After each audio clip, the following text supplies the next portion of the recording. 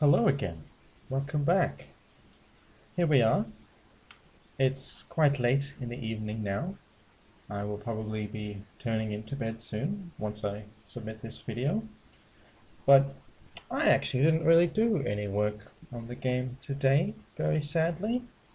However, I was able to do some work last night after I finished the recording. I wasn't really happy with the performance of the game in the video yesterday. As you saw, we had quite a few issues. So, I'm just going to show you the little bit of work that I did last night, and I'm pretty happy with it, because I thought it'd be enough to warrant a video. So yeah, the potion's terribly big, I know. And the potion is there, and there's no equip button now.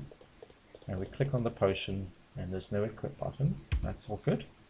And I want you to imagine that this is actually an axe. It's not a sword, it's an axe. So we'll pick up our sword, and there is our sword. And we click on our sword, and we can equip the sword. And now it's saying we can unequip the sword. And I think this is as far as I got. I don't think I can do unequipping yet, so I'm not going to click that. But, as you can see, where's my sword? Well, let me press F, and the sword gets pulled out. That's what we want. And as I was saying, just a little bit of tidying up last night, so there hasn't been any implementation of new features. So, clicking is not doing anything. We just have a sword. But we can press F, and we put the sword away. And I will show you, we're going to press F, take the sword out, and we'll pick up our axe. And so now we can see that we have an axe. And when we click on our axe, it says equip, because the sword is equipped, so we can have the option to unequip the sword. With the axe, we have the option to equip the axe. So what happens when we click equip? Well, apparently nothing, but aha! So with this one, it's very quick. There's no animation. It's just appear and then disappear, because they do have animations, but it happens for like a frame. So with this one, with the put away weapon, that is the first frame that you're seeing there, and then this seeing nothing is the second frame. And it's also the reverse with the pressing F. So the moment I press F, we will see this nothing for a single frame, and then it will finish on the seeing the thing. So it's all working. I just haven't put in all the other frames to make that look nice. But as you can see, it's not the sword, it is actually a different weapon that we're holding, a different set of images, if you will. And let's just experiment a little bit. What happens if we click unequip? Yeah, nothing. Unequip doesn't do anything, because that was what I thought. We can equip, and thus unequip weapons once we equip another weapon. But unequip should just reset everything back to its state that it was when we first started the game. You know, when we weren't picking up any items, it was kind of like we're in that all weapons unequipped state. So we just need unequip to return us to that original position. And yeah, so some things haven't fully worked, implemented, but let's have a look. So we'll save the game, and we'll load the game. And now that we're back, there's no weapon, even though there was one. But when we press F, what's going to happen? I actually don't know. Yeah, so when we're pressing F, or rather when we load the game, we have returned to our all weapons are unequipped. And so we have the option to equip. So saving the currently equipped weapon is something that needs to be implemented. But yeah, you can see that, yeah, if it's a little hard to see, but basically by default the weapon is away, and we can't see the weapon because this is the empty weapon. but we can press F. And so we've pulled out the invisible imaginary weapon. And so when we then go and equip the axe, it goes straight to that rather than if I press F. So he's put the sword away now, he's put the axe away, and we equip the sword. We don't see the sword coming out because we know it's in the pocket, and we have to press F now to take it out of the pocket. So that's all working lovely. And as you can see, we're not having any items disappearing in regards to the saving and loading now. Like, those numbers are what they're supposed to be. There's 0 is the first weapon you picked up, 1 is the second weapon you picked up. I wonder what happened to that potion though. Let's see. Let's trace back that one. Yeah, so we got 0, we got 1, we got 2. Save. Load. 0, 1, 2. So I'm not sure how that potion was disappearing last time. I'm not fully paying attention to that. But as far as I can tell, it generally is all quite consistent. So we have the axe selected and equipped, and the potion is sitting there. Save. Load. Yeah, seems fine to me. So the last major problem that we experienced yesterday was this one, where we have all the items picked up and we travel away from the area where we found the items, and then we travel back to the area where the items are. And the problem is, of course, that all the items have spawned back. Now, I haven't implemented this yet, but I guess I'll talk a little bit about it. Because we're trying to keep the scale of this game kind of small, right? And finding a weapon is quite a significant moment in the game because it opens up new options that weren't available before. So it's not your traditional RPG where you have 5 different variations of the sword that are just higher and higher quality.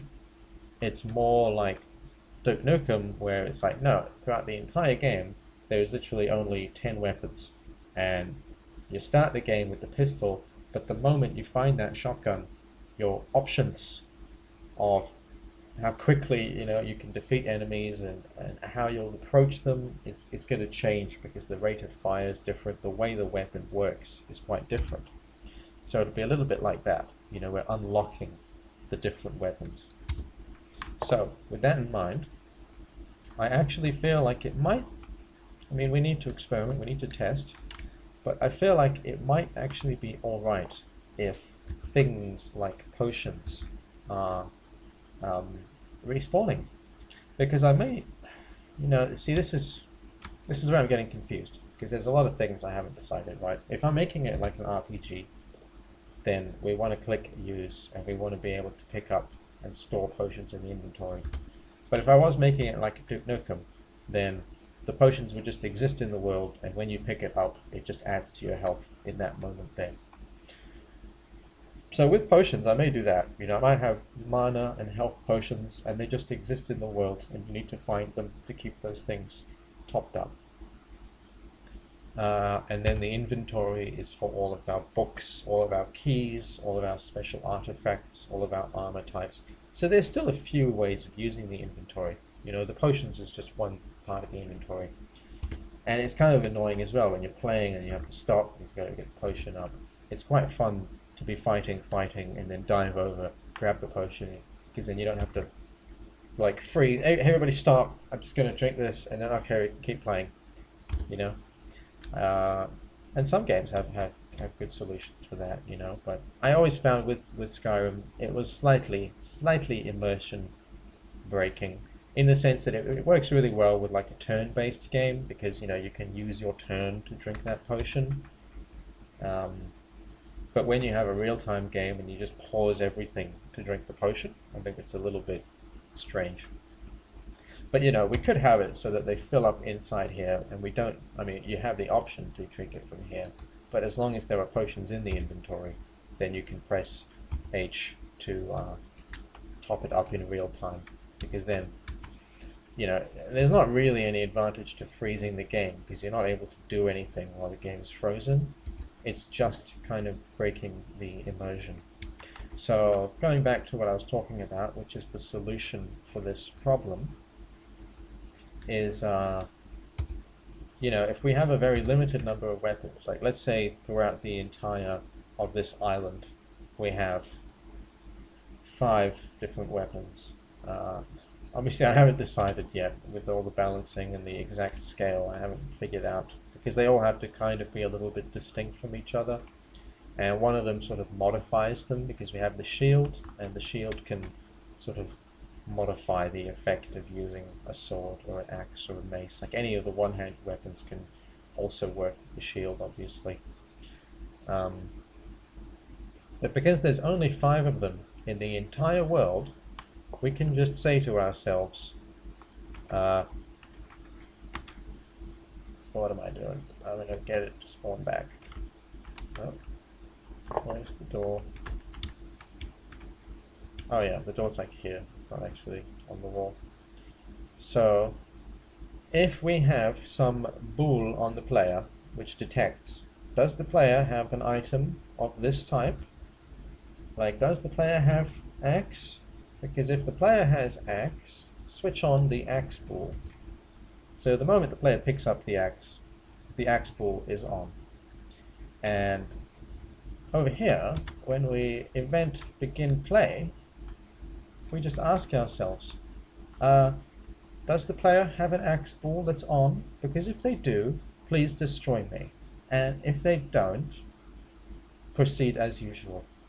So all the saving and loading stuff will be fine, but just in terms of the item getting created in the world every time we reload the level, like inside the game, like when we go away and come back and we reload this tile, they're all going to run their event begin play because they all get created anew. So when they get created anew, they just need to go and ask themselves, what's that bool on the player? Is it yes or no? Because if it's yes, I'm going to delete myself. If it's no, I'm going to allow the player to pick me up.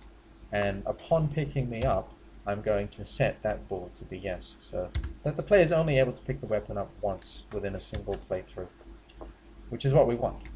And like I was saying, if I was doing a big RPG and I was having hundreds of different items, then it would not be foreseeable to do that, because I have to do that for each item. It has to have a bool on the player that it responds to.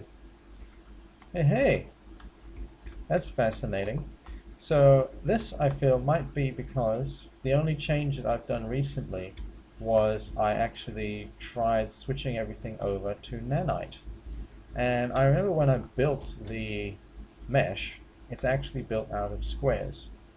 But I know that nanite turns everything into little triangles for its optimization. So I feel this might be a drawback of me using the nanite, is that I might get some strange artifacts on my overly simple mesh terrain, because I do think it's a bit excessive. I maybe don't need a nice, initially I didn't know what nanite was. And so my initial impression was, it's a really new piece of software and it does really cool stuff. So it's going to be very expensive and hard on the computer to run, and that's for those bigger computers. But then I realized, no, nanite is purely existing for the purpose of optimization and making things load faster and easier. So I thought, let me switch it on, see if I notice a difference, see if anything changes. And so far, I didn't really notice that much difference in the performance. Like, it wasn't very noticeable. But I hadn't switched it on because I thought I'd leave it on, because if it is apparently improving in performance, then why not? But that's the first time I've seen that, is since we switched on that nanite. So that's what I think that is. And yeah, I just went through and explained what I think is the solution to this problem we see here of the weapons respawning. So with that solution, if I don't do it for every single item that has more than one variation. So with a book, I might only have one copy of each book, because the player doesn't need to have more than one copy of the same book, because, the book provides an experience of reading the book, and you would just read the book multiple times. I'm not really trying to have like an economy where you're buying lots of things. Like I'm not trying to go full RPG with this. I'm trying to hybridize it with a sort of light FPS genre. So I kind of want to reel back a little bit, but I do think books are a wonderful way of giving exposition about the world that allows for a bit of immersion in the world as well. So it would be nice if the player could have access to a couple of books that they can find, and each book that they find is not the same as the other books that they already have, because then what's the point of finding that one if it's just going to tell you the same thing as the other ones? So I'm thinking like logs, quest logs in games. You don't have multiple versions of the same. When I say quest log, I mean those little interactive things where you press E and then you start hearing a guy who's been recording something on his microphone and talking about stuff to kind of immerse you in the world. My books are kind of like that in the sense that we don't need many copies of the same book. But what I was trying to get at is that with potions, there would be many copies of the same potion. And so if there was more than one copy of this item, and we picked it up and it switched on the ball, it would then delete all the other items. And so it would be totally broken. So that solution that I've come up with only works for unique items where there's only one copy of that item in the world. So that's about it. Thanks everybody. See ya.